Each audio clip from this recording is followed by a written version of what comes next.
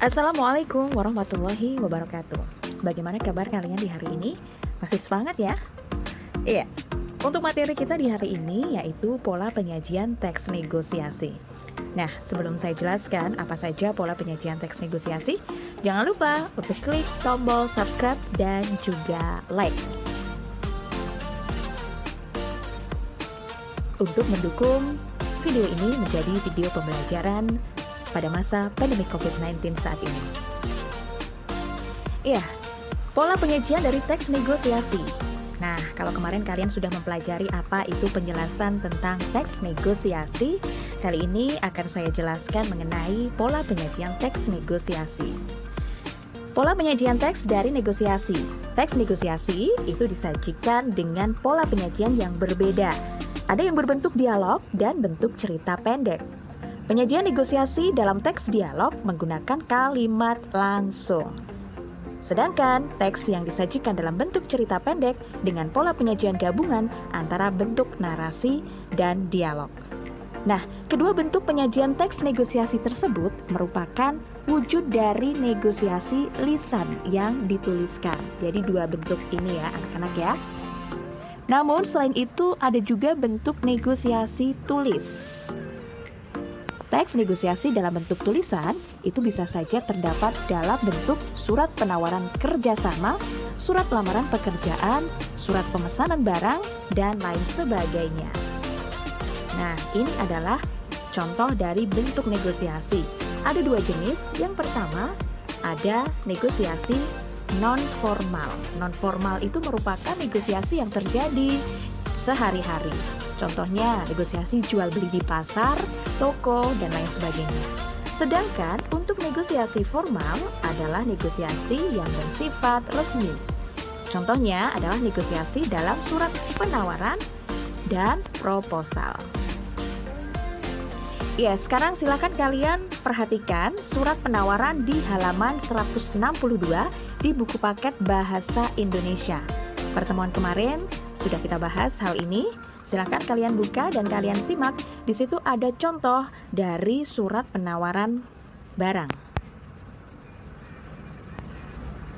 Unsur-unsur surat penawaran. Yang pertama, kop surat. Sambil kalian perhatikan contoh dari surat penawaran ya. Silakan dibuka bukunya masing-masing.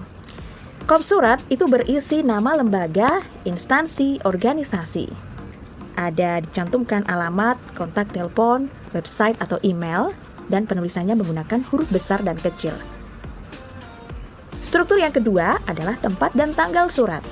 Tempat dan tanggal surat itu merupakan keterangan yang menjelaskan lokasi dan waktu ditulisnya surat. Baik, selanjutnya kita masuk pada poin ketiga adalah nomor surat. Nomor surat itu meliputi nomor urut penulisan surat. Kenapa ada nomor surat? Karena pada surat penawaran itu bersifat resmi yang dikeluarkan oleh instansi atau perusahaan. Kemudian ada bagian lampiran. Lampiran ini merupakan penjelasan atas dokumen yang disertakan dalam surat tersebut. Berikutnya adalah hal. Hal surat merupakan inti surat. Poin keenam, ada bagian alamat penerima surat. Dalam sebuah surat ada dua jenis alamat, yaitu alamat luar dan alamat dalam. Dalam contoh surat yang ditulis Lazidzan, buku paket kalian, alamat yang ditulis termasuk dalam alamat surat dalam. Oleh karena itu, penulisannya tidak didahului kata kepada.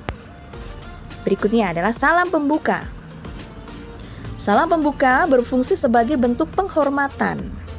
Lazimnya menggunakan kata dengan hormat diikuti dengan tanda baca koma. Poin ke-8, kita masuk ke dalam isi surat. Nah, di isi surat ini ada bagian pembuka, ada bagian isi, dan ada bagian penutup. Pada poin isi surat, di sini kita mengingat kembali struktur dari teks negosiasi. Jadi awal ada poin-poin di sana untuk teks negosiasi. Poin ke-9, salam pembuka. Pada bagian salam, maksud kami salam penutup, mohon maaf. Salam penutup yang lazim dinas adalah hormat saya atau hormat kami. Biasanya di sini sudah mulai akhiran ya. Berarti ada wassalam atau mungkin terima kasih dan lain sebagainya. Bagian terakhir adalah nama jenis pengirim. Pengirim surat adalah pihak yang menulis atau menyampaikan surat. Namanya jelas. Pengirim biasanya dilengkapi dengan tanda tangan dan nama terang pembuat surat. Nah, itu tadi anak-anak mengenai beberapa hal yang berkaitan dengan bentuk dan pola penyajian teks negosiasi. Semoga video ini bermanfaat. Terima kasih. Wassalamualaikum warahmatullahi wabarakatuh.